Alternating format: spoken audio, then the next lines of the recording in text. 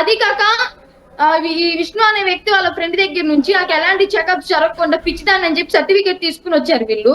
నాకు ఏ చెకప్స్ జరగకుండా ఎలా తీసుకొస్తారు సర్టిఫికేట్? అర్థం కాలేదు, మళ్ళీ చెప్పండి. ఎలా తీసుకొస్తారు?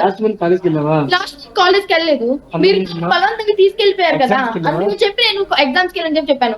నాకు ఈ month next April last week exams ఉన్నాయి నాకు. అది మీ పేరెంట్స్ వచ్చి మీరు ఎక్కడున్నారు? నేను ఉజ్జయిన్లో నన్ను ఒక హోటల్లో బంధించారు. రైల్వే స్టేషన్ ఎదురు ఒక హోటల్ ఉంటది, అక్కడ బంధించారు. మీ పేరెంట్స్ దగ్గర మీరు ఉంటే బందీ ఎలా అవుతారు?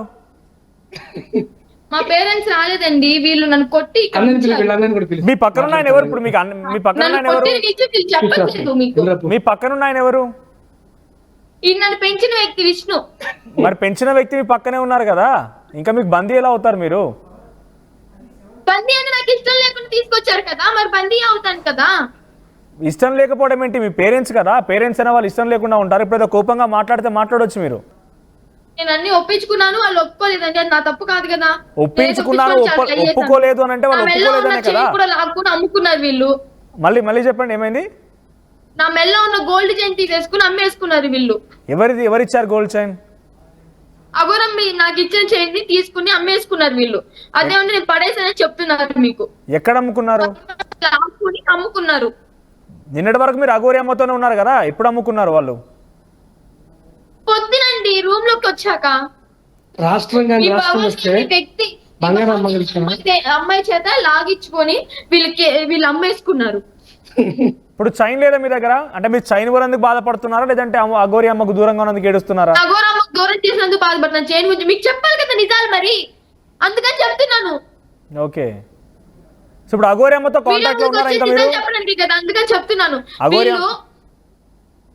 చెప్పండి, అఘోరి అమ్మతో కాంటాక్ట్ లో ఉన్నారా ఇంకా? అలా కాదు, ఇలా చెప్పండి అని పాయింట్ మాట్లాడుకుని వాళ్ళు ఏం చెప్తున్నారో తెలీదు.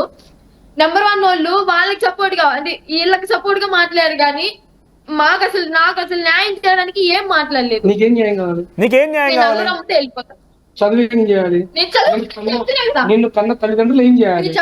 చెప్తున్నా కదా.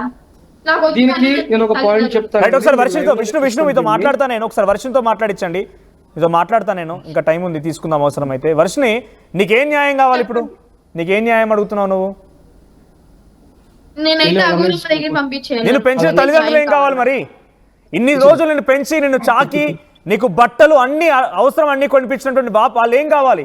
అంత బీదరికంలో ఉన్న మీ తండ్రి తల బాదుకుంటున్నాడు, గోడకేసి కొట్టుకుంటాడు, చనిపోతే ఎలా?